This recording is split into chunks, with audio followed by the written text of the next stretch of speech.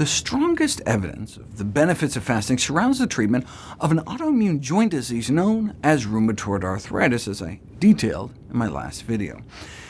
There was a German study suggesting benefits for osteoarthritis as well, with reported improvements in pain and joint function, but we'd really need randomized controlled trials to know for sure.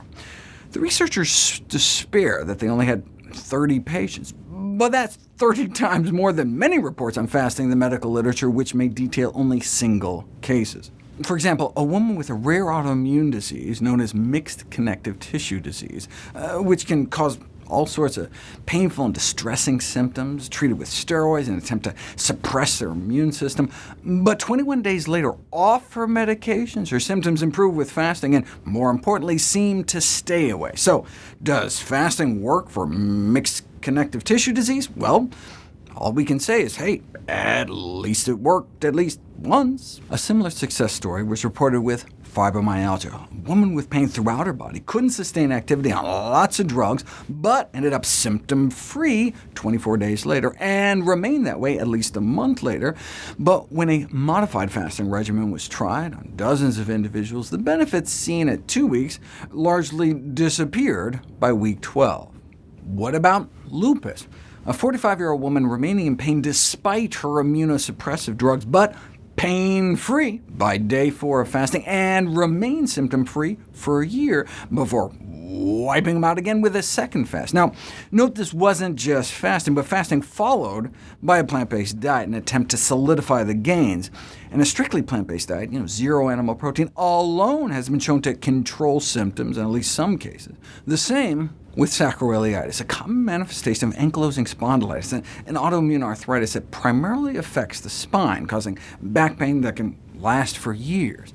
They tried all sorts of conventional therapies and drugs, but the pain still didn't go away. So they tried recommending the complete avoidance of animal foods, and saw distinct persistent improvements within days, until he ate meat again, but back on plant-based nutrition. He was off most of his drugs, almost completely free of symptoms. So at least in this case, inflammatory pain refractory to other treatment was abolished by eating healthier. So, hey, at least it's worth a try. Autoimmune glomerulonephritis, where your body attacks your own kidneys, is a common manifestation of lupus. In a case series of 29 patients who were fasted for 60 hours, and then just put on fruits and vegetables until they got better, described such remarkable recoveries that fasting, in their opinion, should be an essential part of treatment. What about multiple sclerosis, an autoimmune nerve disease? Sufferers were randomized to a fasting-mimicking diet, meaning a modified fast that started out with an 800-calorie-a-day diet of fruit, rice, or potatoes, and then they spent a week sipping a few hundred calories of flaxseed oil and vegetable broth before transitioning to a plant-based Mediterranean diet, and over the next 3 months experienced a significant improvement in overall quality of life. They also tried a ketogenic diet, but that failed to offer clinically or statistically significant overall benefit. And finally, chronic urticaria, hives, where you get a rash of itchy wheals and welts, started to improve on day 3 of the fasting, completely disappeared by day 11. This is consistent with studies out of Germany and Japan that evidently showed around a 75% effectiveness for such patients with what looks like some sort of tea with sugar diet.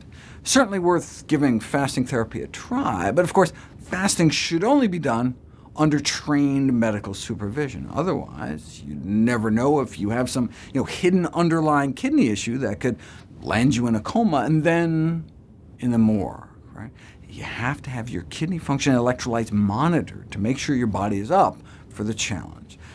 Despite the potential benefits, water-only fasting is not a cure or treatment in the traditional sense.